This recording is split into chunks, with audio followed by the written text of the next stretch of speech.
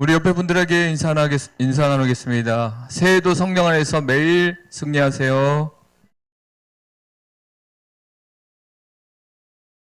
참 한국은 좋은 것 같아요. 1월 1일 날 새롭고 또 구정 또 새롭고 3월 또 1일 날 또 새학기가 되니까 또 새롭고 또 하반기 돼서 7월 1일 또 새롭죠. 자, 그렇습니다. 매일매일 늘 새로운 우리 인생. 하나님이 선물로 주신 것 같습니다. 자, 우리가 2022년도 시작하면서 하나님과 함께 걷는 그 동행의 시간을 가졌는데 세 분의 강사님을 모시면서 뭐 줄거리가 딱 맞는 것 같아요. 그러니까 한경의 사모님은 기도를 통해서 어린 시절 어머니의 그 기도를 기억하고 있었고 본인도 자녀들을 위해서 기도를 통해서 하나님과 동행하셨다. 뭐 10단계의 원리가 있다는데 1단계만 해주고 갔습니다. 자, 그리고 이제 최철규 집사님은 이제 순례자는 동행하는 거잖아요. 하나님과 함께 걷고 또 하나님과 대화를 나누면서 어떤 악조건 상황에서도 지금같이 코로나가 이렇게 뭐 팬데믹으로 뭐 이렇게 세상을 이렇게 흔들어대는 그런 상황에서도 믿음의 경주는 이어진다. 선한 싸움은 계속 이어진다. 그래서 우리는 결코 이 순례를 멈출 수 없다. 그 얘기 참 우리에게 순례자의 동기부여를 했습니다.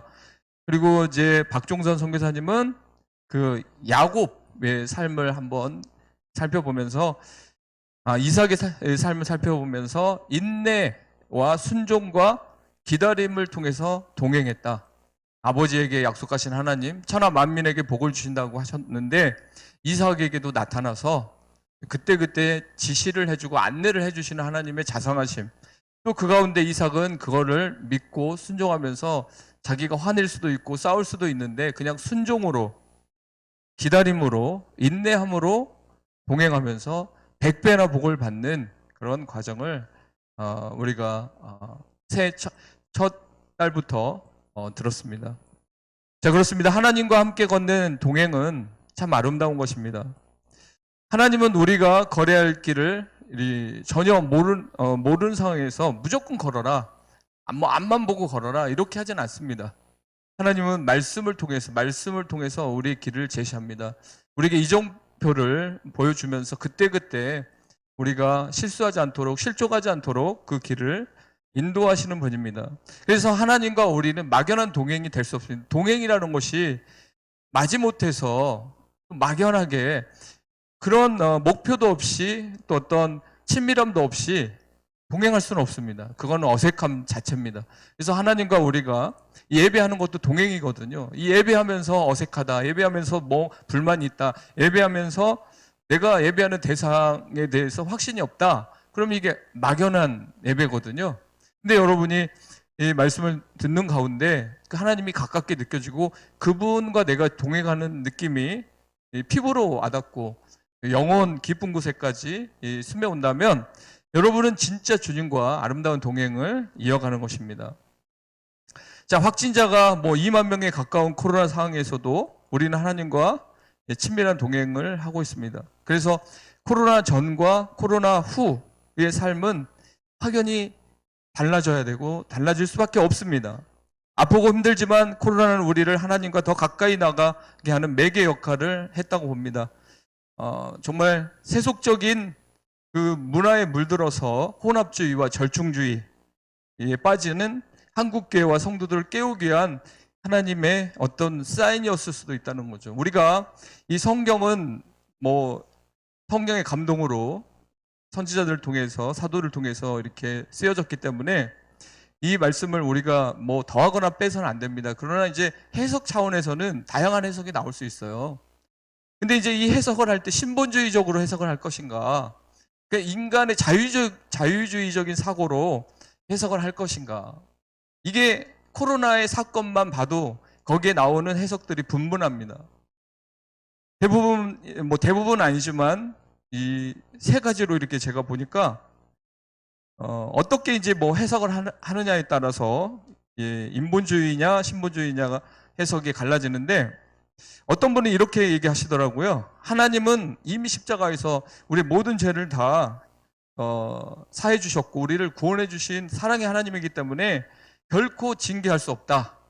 그 사랑의 하나님이 무슨 코로나를 이 땅에 보내서 사람들이 죽어가고 선교지가 뭐 선교사에게 막히고 교회가 이렇게 어려움을 겪게 하시겠냐? 그건 아니다. 하나님은 사랑이다. 예수님이 십자가에서 우리 모든 죄를 다 용서하셨다. 자, 이렇게 이제 해석하는 분들이 있습니다. 목사님들인데도 이렇게 해석을 합니다. 이게 막 틀렸다는 게 아닙니다. 해석을 그 사람의 신앙 상태와 자기 관점, 신앙관에 따라서 해석을 할 수 있다는 거죠. 두 번째는 이제 코로나는 이 자연재해일 뿐이다. 그러니까 뭐 우한에서 그렇게 발생한 것이 이렇게 퍼져 나가는 그냥 자연적인 어떤 현상일 뿐이지 여기에 하나님을 개입시키고 뭐 여기에다 뭐 성경 해석을 막 그런 식으로 뭐 심판이니 그런 식으로 할 필요는 없다. 자, 이렇게 이제 해석을 하게 되면 이제 어떤 이 차이가 나냐면 예를 들어서 이제 코로나 방역 같은 이제 정부에서 코로나 방역을 할 때도 이것을 교회 탄압으로 일단 봅니다. 왜냐?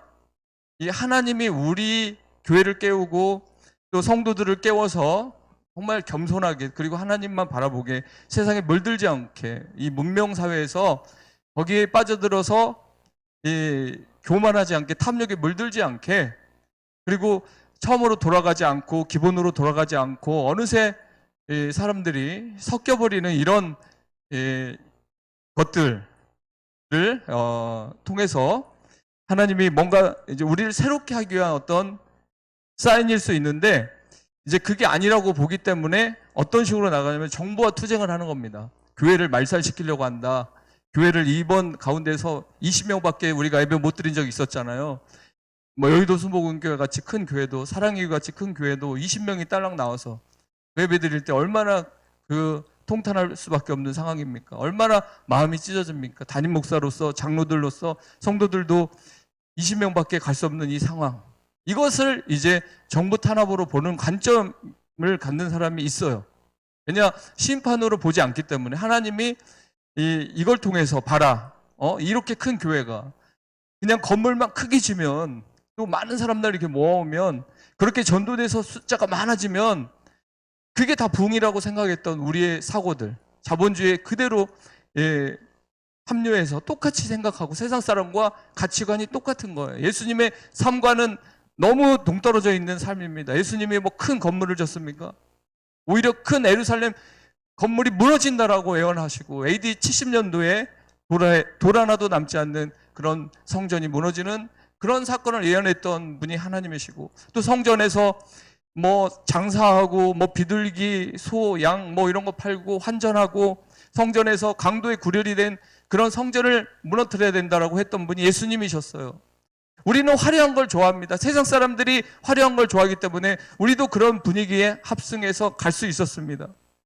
그런 하나님은 그런 것에 경종을 울리시고 또 우리에게 다시 한번 아드폰테스 기본으로 돌아가라, 근원으로 돌아가라, 그리고 말씀으로 돌아가라, 초대교회 정신으로 돌아가라. 예수님의 십자가 정신과 성육신 정신을 다 잃어버렸냐? 너의 초심은 어디에 있느냐?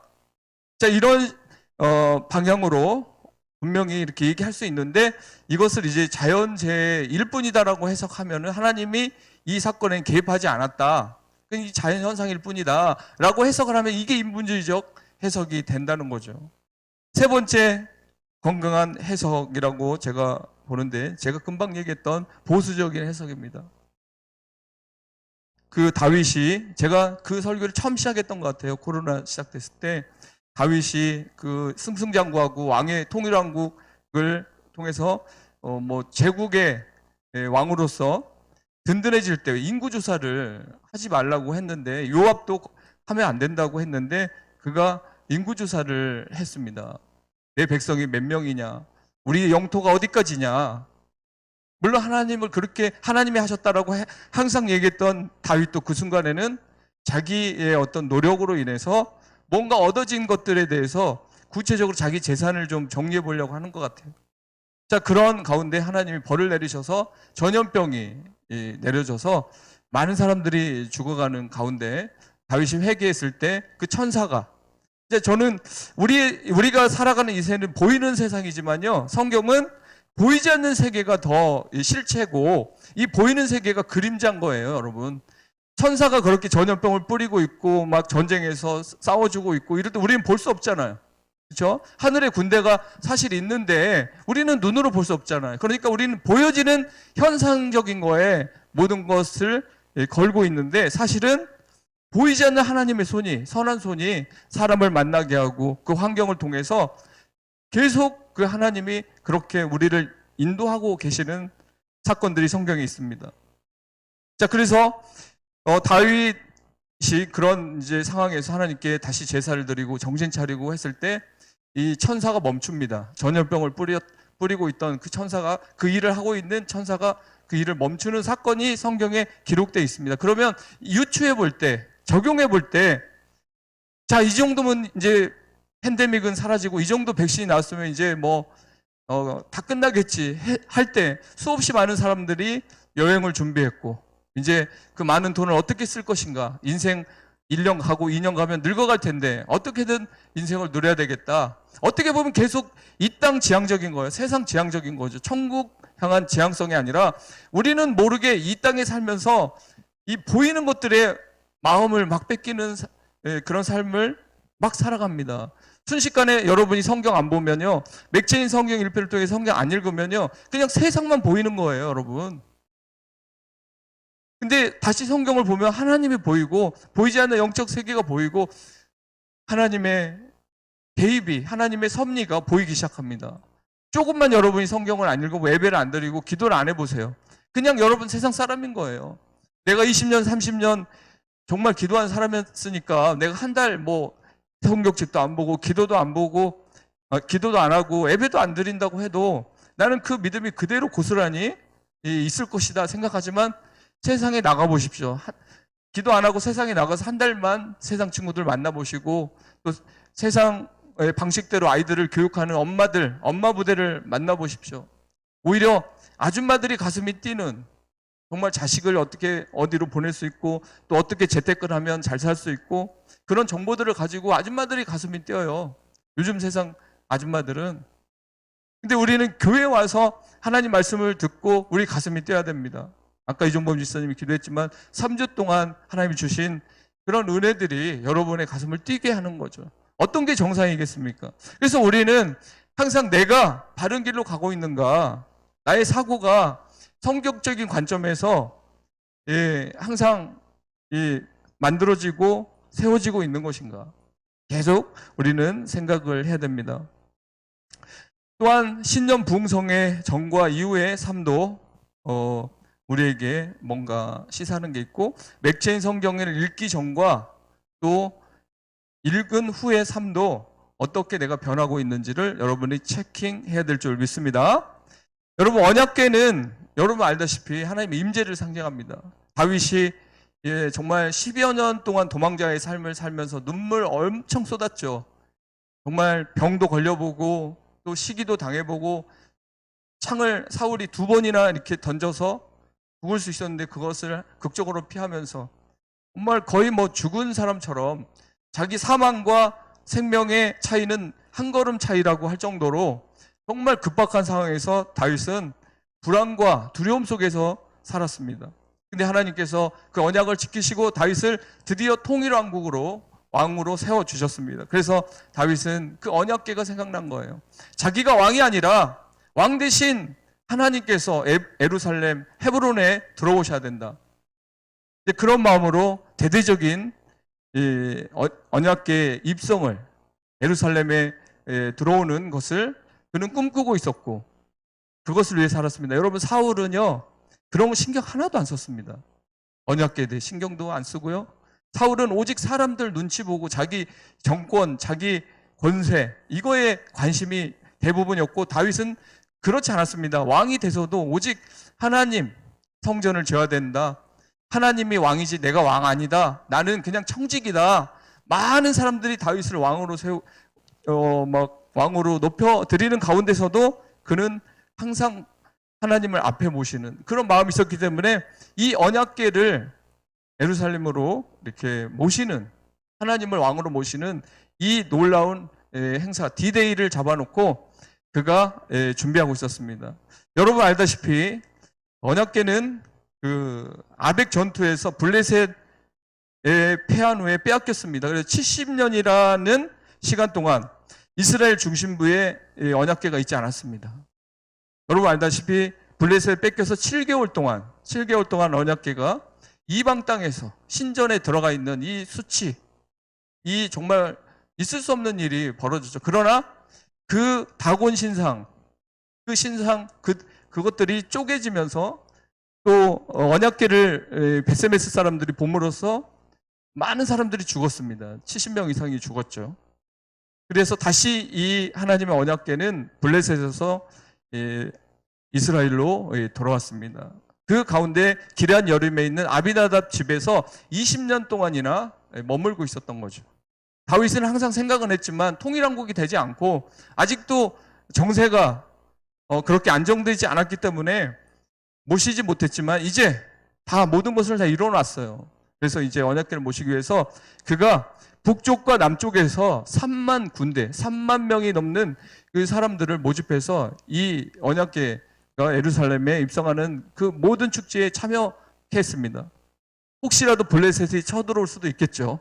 이 행사를 통해서. 그래서 군사들도 동원했고 뭐 수금을 타는 사람, 관악기에 재능이 있는 사람 뭐 해가지고 대대적으로 준비를 다 했습니다. 그런데 다윗이 실수한 것은, 그리고 대제사장들이 있으면서도 실수한 것은, 민수기에 이 언약궤는 레위 자손, 고핫 자손이 어깨에 맬 수 있습니다. 그렇지 않고 뭐 수레에 운반한다는 것은 말이 안 되는데 왜 수레에 운반하려고 했을까요? 그 베세메스로 보낼 때 그때 수레로 전나는 두 암소를 통해서 그렇게 보냈거든요. 근데 그것을 그대로 답습한 거예요. 그러니까 다윗이 몰랐을까요? 몰랐을 수도 있겠지만 저는 몰랐다고 생각하지는 않습니다. 그리고 대제사장들이 있고 율법학자들이 있는데 어떻게 하나님의 언약 백성이 그 방식을 몰랐겠습니까? 근데 그들은 다윗이 실수한 거, 또 대제사장이 실수한 거, 우사만의 책임 아닙니다, 여러분. 우사 혼자 죽은, 우사가 불쌍하다 이렇게 생각하면 절대 안 됩니다. 왜냐? 우사나 다윗이나 대제사장이나 모두가 잘못입니다. 왜냐? 하나님의 그 언약궤, 그 거룩한 하나님 임재의 상징하는 언약궤는 수레에 절대 운반할 수가 없습니다. 이동을 그런 식으로 할 수 없습니다. 다윗은 딴 건 다 준비했어요. 막 뛰노는 그 가슴이 막 뛰고 그 감격 이루만 할 수 없었습니다. 그래서 많은 사람들이 막 수금을 타고 악기를 연주하며 막 뛰고 정말 축제입니다. 이런 분위기에 죄를 뿌릴 수는 없죠. 이런 분위기에 하나님이 죄를 뿌릴 수는 없습니다. 여러분이 막 부흥회한다는데 막 뛰고 막 감상금하고 막 결단하고 하는데 하나님이 죄를 뿌린다. 그럼 여러분 어떤 느낌이 들겠어요? 하나님이 정말 왜 그러시지? 아니 우리가 이렇게 열심히 하는데 우리가 이렇게 하나님 나라 확장과 또 교회 부흥을 위해서 이렇게 열심히 하는데 왜 죄를 뿌리시지? 그런 생각이 들 수도 있어요. 인간적으로 보면. 근데 우리는 여기서 놀라운 비밀을 발견합니다. 아무리 우리가 이만큼을 쌓아놓고 또 아무리 우리가 희생을 하고 아무리 40일 기도를 하고 아무리 하나님께 몇 억의 헌금을 드려도 하나님의 방법, 하나님이 만들어 놓은 룰과 법, 규례 이것을 어기면서 우리가 좋아하고 뛰는 것은 다 모욕하는 것입니다. 그것을 하나님이 원천 봉쇄해버리는 거예요. 여러분 다윗이 얼마나 놀랐겠습니까? 이 행사가 어떻게 마련된 행사입니까? 하나님을 왕으로 모시기 위한 의도였잖아요. 자, 좋습니다. 하나님을 높여드리기 위해서 또 하나님의 핏값으로 한 교회가 부흥한 교회에서 우리가 헌신하고 하는 건 다 성경적입니다. 그러나 그보다 가장 핵심은 뭐냐? 하나님의 법대로 하느냐? 우리의 생각대로 하느냐? 하나님이 원하는 방법이냐? 하나님이 원치 않는 방법이냐에 따라서 결판나는 거지 우리가 아무리 애쓴다고 해서 하나님이 기뻐한다는 게 아니라는 거죠. 그렇습니다. 최고의 찬양대를 세우고 최고의 관악기 연주자들을 앞세워 하나님의 임재를 상징하는 언약궤를 모시기 위한 만반의 준비를 마쳤습니다. 순조로운 항해가 시작된 것처럼 보입니다. 그러나 우사의 죽음으로 말미암아 축제 시간이 삽시간 두려움으로 변해버렸습니다. 제가 말씀드렸듯이 여기서 우사 한 사람의 잘못으로 인해 이렇게 되었다고 주장하기에는 어딘가 어폐가 있어 보입니다. 다윗 왕을 비롯한 대제사장 그 누구도 하나님의 계명에 언약궤 이동식 고앗 자손이 어깨에 매야 한다고 말하지 않았다는 거죠. 여러분, 제가 이렇게 성경 말씀을 통해서 무엇인가 말해주는 것은 여러분에게 좋은 것입니다. 에이 뭐 저분은 믿음이 약하니까 이런 얘기 해봤자 시험 만들겠지, 이런 얘기하면 짜증내겠지, 그렇게 생각하고 에이 그냥 넘어가자, 그런 사람이 좋은 게 아닙니다. 그렇다고 미워해서 얘기하는 게 아니라 이 사람이 하나님의 사람이기 때문에 하나님 뜻대로 살아야 복을 받기 때문에, 그래야 진리의 길을 갈 수 있고 주님과 진정한 동행을 할 수 있기 때문에 성경 말씀을 통해서 하는 얘기 여러분이 받아들여야 될 줄 믿습니다.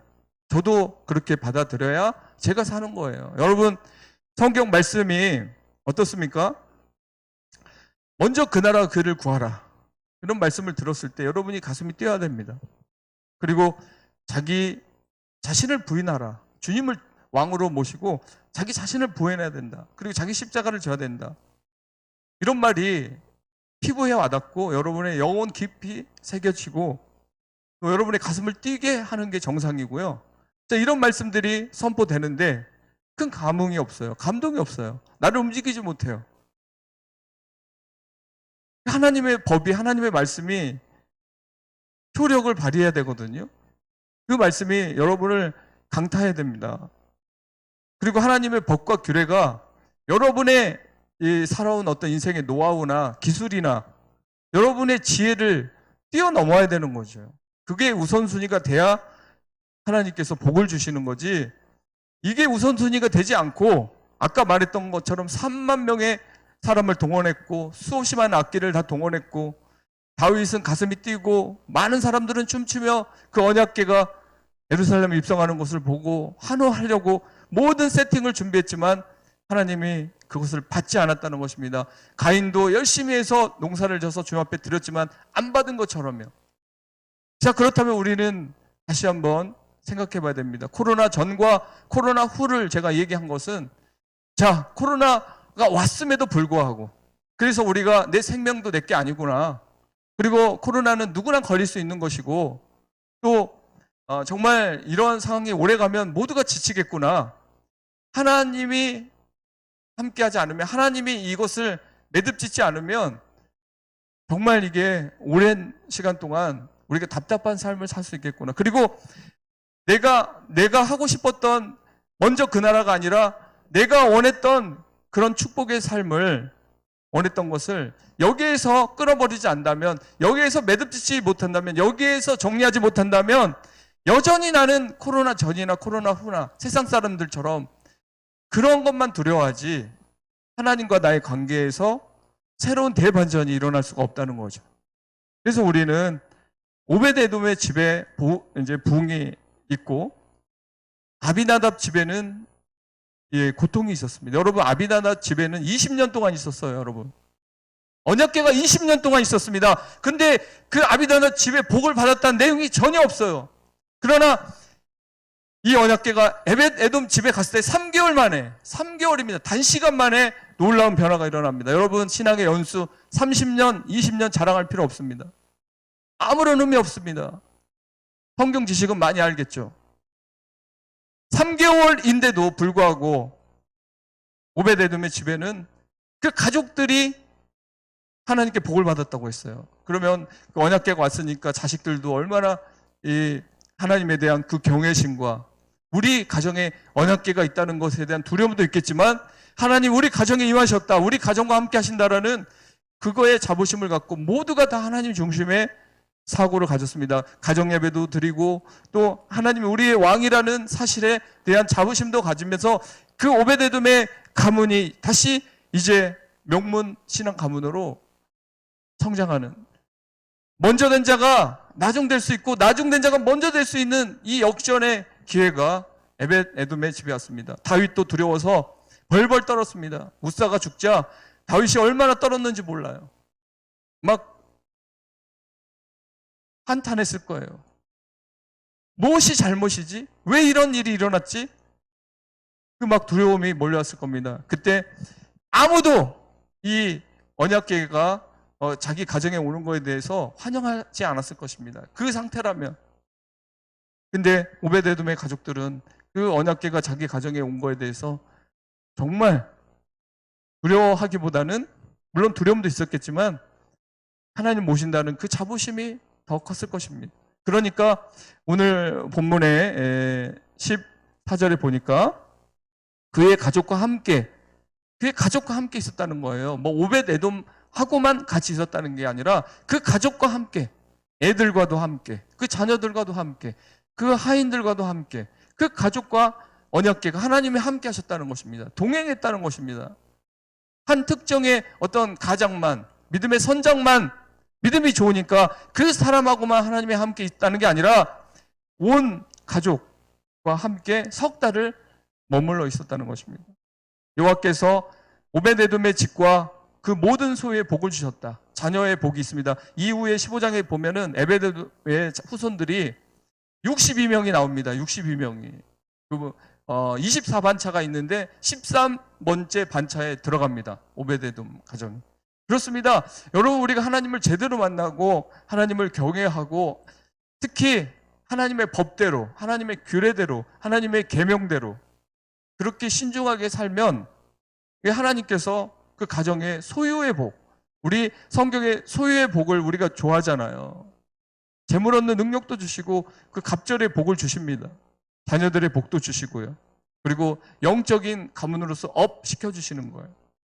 자, 여러분 2022년 우리가 그런 기대감으로 하나님 앞에 나가야 될 줄 믿습니다.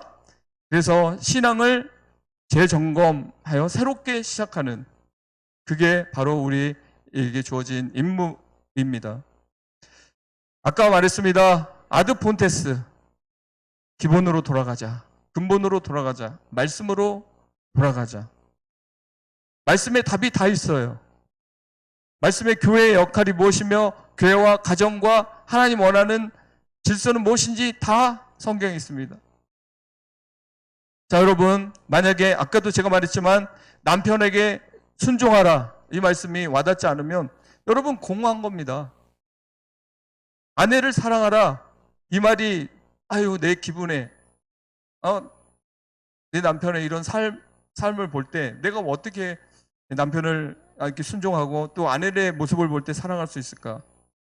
자, 그 말씀들이 피부에 닿지 않고 공허하게 울려 퍼지고 여러분의 영혼에 울림이 없다면 말 그대로 하나님의 말씀이 이 여러분의 삶의 법과 이정표와 길이 되지 않는다는 것입니다. 그래서 복을 받지 못하는 거예요, 여러분. 그래서 순종이 그냥 마음이 없는데 딱 순종하기는 어려워요, 사실. 진짜 어렵습니다. 근데 어떤 분은 그냥 마음은 없는데 그냥 말씀 맞으니까 순종하는 사람도 있더라고요. 그래서 가정이 완전히 변화된 가정 많이 봤습니다.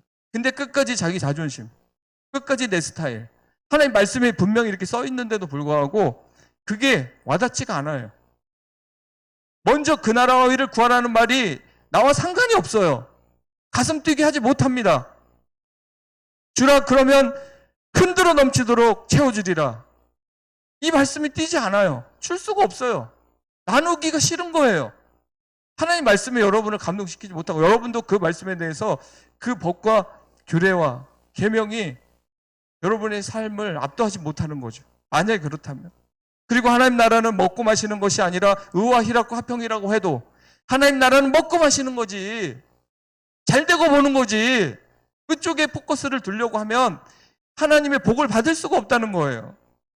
그래, 의와 희락과 화평이라니까 정말 하나님의 말씀, 그 계명이, 의로운 삶이, 공의가, 그리고 희락이, 기쁨이, 그리고 화평이라는 것이 진짜 하나님 나라라는 거야. 먹고 마시는 그 본능적으로 사는 것이 진정 하나님 나라가 아니야 라고 여러분이 받아들일 때 진정 오베데돔의 삶이 복이 오는 거지. 이런 것들은 다 이론적으로 동의만 할 뿐 그것을 삶의 가장 앞쪽에 두지 않는다면 말 그대로 언약궤를 앞에 두지 않고 내가 앞에 가고 언약궤는 뒤따르는 것이고 하나님 말씀대로 고아자손이 어깨에 메고 가야 되는데 그냥 수레에다가 그냥 메고 가는 게 편하지 뭐.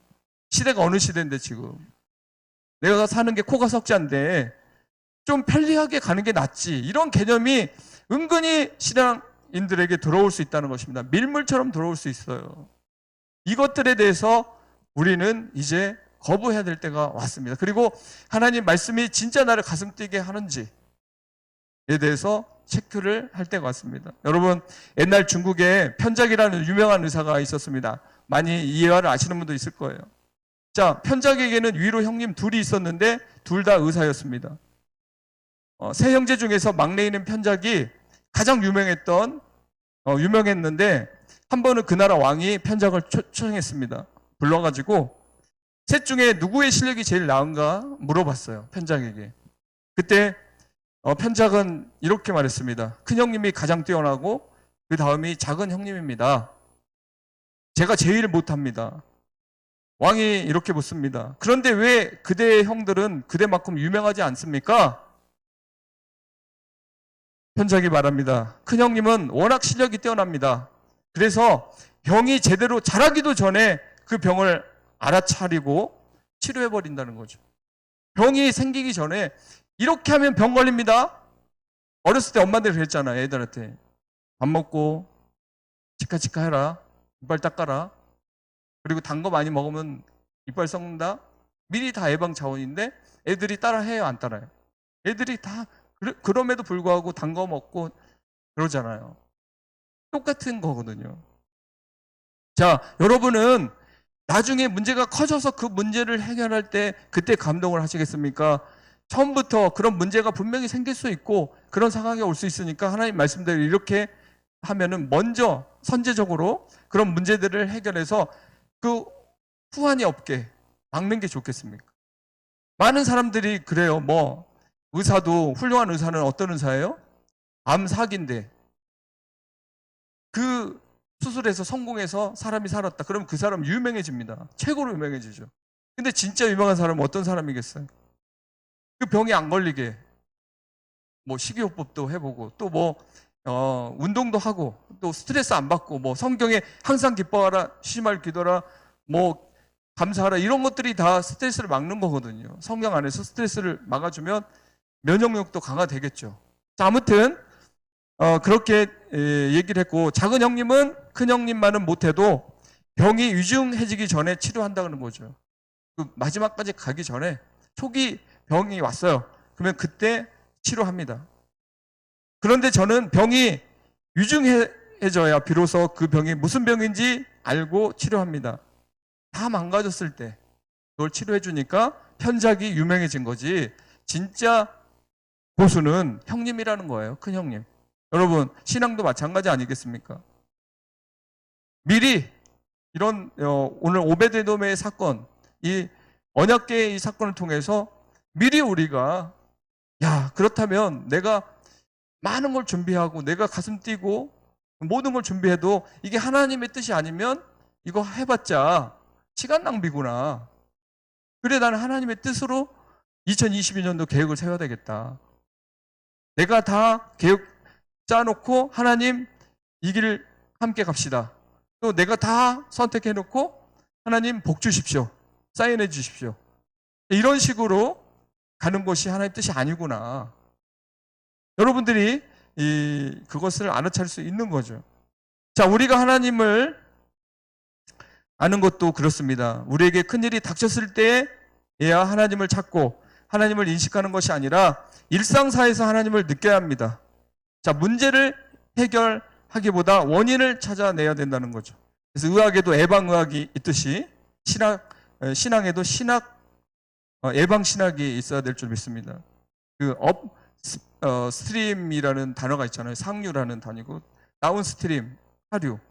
이게 이제 어떤 의미로 쓰이냐면 예를 들어서 그 위에서 강 위에서 뭐 어린아이들이 막 이렇게 빠져가지고 이렇게 떠내려오면 하류에서 아이들을 막 건져내는 사람들이 있다고 쳐봐요. 그러면 계속 밑에서 아이들을 건져내는데 지친 거예요. 힘든 거예요. 그러면 어떻게 하면 되겠어요? 상류에 가서 왜 아이들이 떠내려오는지 그 원인을 파악해서 문제를 선제적으로 타결하는 거. 자, 그렇게 해야 문제가 된다는 것입니다. 해결이 된다는 거죠. 자, 2022년도에 우리 행복한 가족들은 맥진 성경 일표를 통해서 성경을 읽기 때문에 그 말씀이 여러분의 거울이 돼서 여러분의 삶을 지도하고 길을 열어주기 때문에 자, 선제적으로 나에게 내가 만약에 이런 고민을 계속하고 이런 상황에서 말씀대로 살지 못하고 이런 상황에서 내가 순종하지 못하고 이런 상황에서 내가 게으르고 내가 이런 상황에서 계속 나의 고집을 계속 앞세운다면 그 문제는 또 반드시 터지게 돼 있고요. 그 신앙은 성장할 수가 없다는 거예요. 그래서 선제적으로 어떻게 해야 되느냐? 그럼 내가 어떻게 해야? 우리 가족이 어떻게 해야 그러면 미리 그렇게 문제는 해결하고 우리가 오베데돔의 그 단시간 3개월 만에 복을 받는 그런 축복을 나는 받을 수 있을까? 나는 늦게 신앙을 가졌으니까 그 먼저 신앙생활 한 사람을 따라갈 수 없겠지? 이건 절대 그런 생각을 하지 마십시오. 따라갈 필요도 없어요. 그냥 자기 개인과 개인의 신앙을 가지면 되는 거지만 분명 하나님은 우리에게 공평하게 지금 시작하면 된다. 지금 그 마음을 가지면 된다. 진짜 지금 그렇게 살겠다라고 결단하면 지금 내가 너의 가정에 복을 주고 너의 삶에 복을 주고 너의 직장의 길 문을 열어주고 너에게 준 비전과 그 소망이 이루어지는 것을 보게 될 것이다. 사람들은 코로나로 많이 두려워합니다. 아까 그 수레의 언약궤가 흔들릴 때 우사가 그걸 잡아가지고 죽었을 때 다윗이 벌벌 떨고 거기에 축제 분위기가 완전히 망가진 그런 분위기 속에서 사람들이 벌벌 떨죠. 자, 그런 것처럼 코로나로 인해서 사람들은 벌벌 떨고 있습니다. 그러나 우리는 위에 계신 하나님을 바라봐야 됩니다. 모든 것은 하나님의 손에 달려 있어요. 하나님의 계획 속에 있어요. 하나님이 스탑하면 끝나는 거고 하나님이 아직도 정신 못 차리면 계속 돌리는 겁니다. 광야의 40년이 그냥 40년이 아닙니다. 10일에서 11일이면 갈 수 있는 그 길을 40년 동안 돌았습니다. 하나님은 결코 손해보시는 분이 아닙니다. 그래서 지혜 있는 자는 말씀을 들을지어다. 성령이 교회에 하신 말씀을 들을지어다. 지혜 있는 자는 내가 어떻게 신앙생활을 해야 되는지 처음부터 다시 시작이라는 거죠. 저도 마찬가지예요. 목사가 뭐 어떤 오랫동안 20년 목사 생활을 했으니까 처음부터 시작이 아니다. 그게 아닙니다. 한국교회도 새롭게 시작, 목사들도 새롭게 시작, 초심으로 돌아가는 여러분도 새롭게 시작. 그럴 때 하나님께서 바로 즉시 무엇이 진짜인지 어떻게 하면 복을 받는지 그래서 오베데돔의 가정에 그렇게 복을 단기간에 주셨다고 저는 봅니다. 마지막으로 정리하겠습니다. 하나님의 궤, 언약궤는 심판과 축복이라는 대조적인 결과를 만들었습니다. 하나님의 궤를 가지고 요단강을 건널 때 요단강이 갈라졌습니다. 하나님의 궤를 들고 여리고를 돌 때 여리고 무너졌습니다. 그렇습니다. 하나님이 앞에 가시고 하나님이 진두지휘하시고 하나님이 역사하시면 기적은 상식이 되는 거죠. 그러나 하나님의 궤가 움직였음에도 불구하고 블레셋 아벡 전투에서 패배했습니다. 하나님의 언약궤가 분명히 앞에 있는데도 불구하고 패배했습니다. 어쩔 때는 축복이고 어쩔 때는 심판이 되는 이 대조적인 결과, 이게 마찬가지로 우리 삶에도 똑같다는 겁니다. 누구는 그렇게 똑같이 교회에 나와서 누구는 하나님과의 만남을 통해서 하나님의 임재를 경험하고 축복을 받는 오베데돔의 가정이 되지만 누구는 20년 동안 언약궤를 모셨는데도 불구하고 그러면 공로상이라도 줘야죠. 하나님이 20년 동안 아비나답 집에 있었잖아요. 그러면 공로상이라도 줘야 되는데 그 가정이 망가져 버렸습니다. 무너져 버렸습니다. 오히려 심판의 대상이 된 거죠. 그렇습니다. 하나님의 말씀은, 하나님의 역사는 하나님의 뜻대로, 하나님의 법대로 또 하나님을 모시고자 하는 하나님을 영접하고자 하는 그런 가정에 또 그런 가문에 복을 주시고, 하나님의 언약궤를 이용하려고 했을 때 언약궤만 갖다 놓으면 이긴다, 우리의 삶이 어떻든 간에 내가 예배만 드리면 다 된다, 그런 개념으로 하나님을 섬기면 그 사람은 축복의 통로에 들어갈 수 없다는 것을 오늘 본문을 통해서 정확하게 성경은 말하고 있습니다. 심판과 축복은 언약궤라는 신물이 아니라 하나님께 대한 순종과 신뢰의 마음으로 결정됨을 말해줍니다. 여러분이 하나님을 신뢰하고 순종하는 그 자세가 여러분의 미래를 결정하는 거지, 그냥 언약궤라는 그 틀 안에, 내가 예수님을 믿는다는 그 틀 안에서 가만히 있어도 무엇이 결정되지 않는다는 것입니다. 모두가 두려워할 때 언약궤를 모신 에벳에돔이 가정이 단시일 내에 축복을 받은 것처럼 누구든지 하나님과 동행하기만 하면 구원과 축복을 얻을 수 있습니다. 그렇습니다. 가정의 복, 소유의 복이 에벳에돔 가정에 임했습니다. 모두가 두려워할 때, 모두가 불안해할 때 오벳에돔 가정은 하나님을 선택했습니다. 하나님을 사랑했습니다. 하나님을 경외했습니다. 코로나로 모든 사람들이 불안해하고 두려워할 때 우리 행복한 교회가 그럼에도 불구하고 하나님을 붙잡고 하나님을 경외하고 하나님 말씀대로 살겠다라는 새로운 결단을 이어갈 때 하나님께서는 즉시 복을 주시고 즉시 소유의 복과 가정의 복과 자녀들의 복을 주셔서 여러분의 삶을 업시켜줄 줄 확신합니다. 여러분도 그런 기대감으로 하나님을 모시십시오. 가정 예배를 드릴 때도 그런 마음으로 하나님 앞에 서시고 성경을 읽을 때도 이 말씀이 나의 길이요 등불이다 라고 생각하고 읽으십시오. 그게 바로 오벳에돔의 정신이고 오벳에돔의 가정에서 있었던 사건입니다. 그러나 아비나답의 집처럼 20년 동안 언약궤가 있었어도 아무런 복이 없습니다. 20년 동안 하나님을 섬겼어도 그런 마음이 아니라면, 하나님을 신뢰하고 순종하고 하나님을 사랑하는 마음이 여러분 안에서 없다면 그것은 아무런 의미가 없다는 거죠.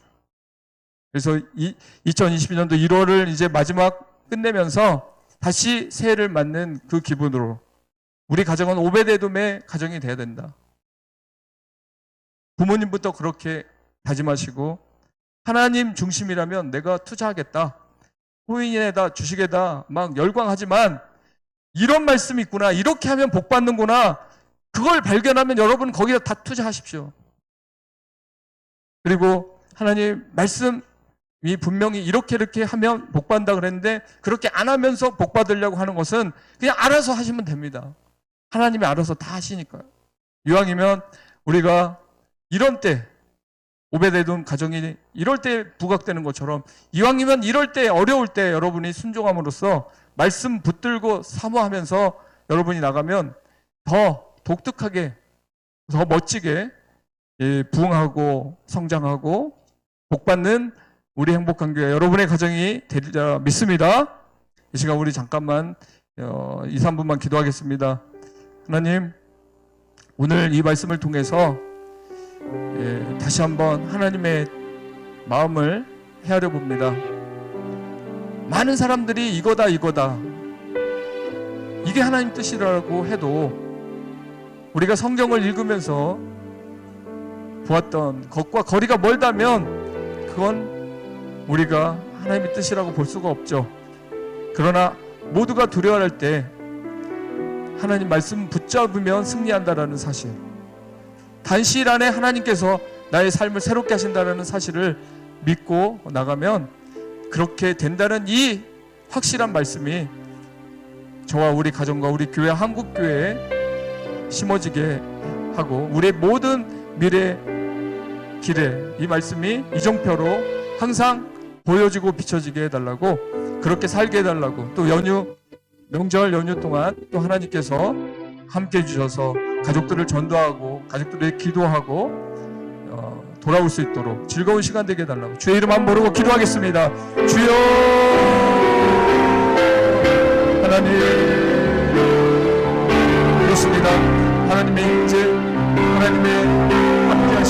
하나님의 통행하십니다. 진정 하나님의 말씀을 존중히 여기고 그 말씀을 소중히 여기고 하나님이 허투루 하신 말씀이 아닌 예수님이 장난삼아 하신 말씀이 아닌 생명과 같은 그 말씀들이 우리에게 쏟아질 때 그 말씀을 붙들게 하시고 그 말씀대로 살 수 있는 힘을 주시옵소서.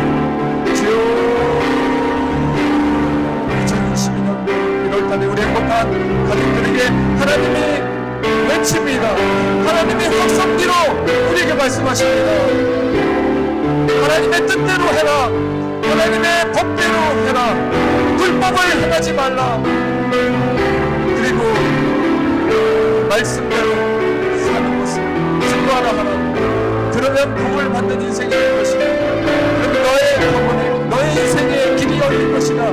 재고 따지지 마라. 확실한 건 확실한 것이고 불투명한 건 불투명한 것이라고 말씀하시는 것입니다.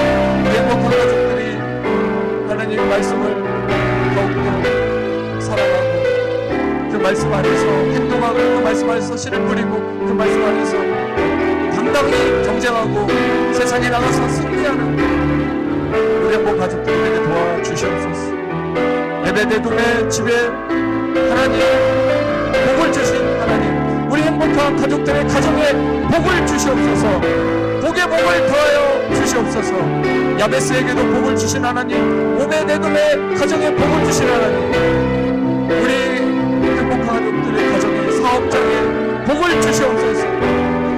이를 위하여 우리가 더욱더 하나님 말씀대로 살아가서 당당히 축복의 인생이 되게 하시고 당당히 믿는 자에게 능치 못할이 없는 삶을 경험하게 하여 주시옵소서. 더 이상 지체하지 않게 하시고 전력질주하게 하시고 전심전력하게 하여 주시옵소서. 후퇴하지 않게 하시고 진정 복 있는 가정이 되게 하여 주시옵소서. 주님, 한국교회도 코로나 전과 코로나 후가, 우리 행복한 교회도 코로나 전과 코로나 후가 반드시 구별되게 하여 주시옵소서. 우리의 삶이 더욱더 하나님 말씀에 뜨거운 감동으로 가슴이 뛰고 설레이는 마음으로 예배하고 말씀 읽고 기도하고 전도하는 그런 가운데 우리가 서게 하여 주옵소서. 우리를 통하여 하나님 나라가 임하게 하여 주시옵소서. 하나님의 영광이 가득 채워지게 하여 주옵소서. 주님, 한 번 사는 인생, 우리에게 주어진 이 짧은 인생, 오베데돔의 가정처럼 제대로 하나님을 경외하게 하여 주시고 하나님을 모셔드리고 영접하고 인정하고 사모하고 모두가 두려워하는 그 시간에 우리 가정에서 먼저 도전하겠습니다. 우리 가정에서 먼저 하나님을 섬기겠습니다.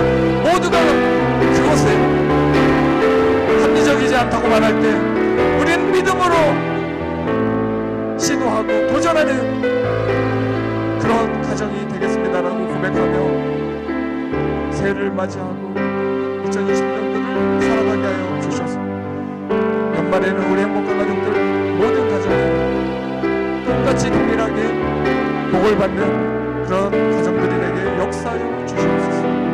하나님의 영광이 임하게 하여 주옵소서. 예수님의 이름으로 감사합니다. 하나님께 영광의 박수 올려드리겠습니다. 할렐루야.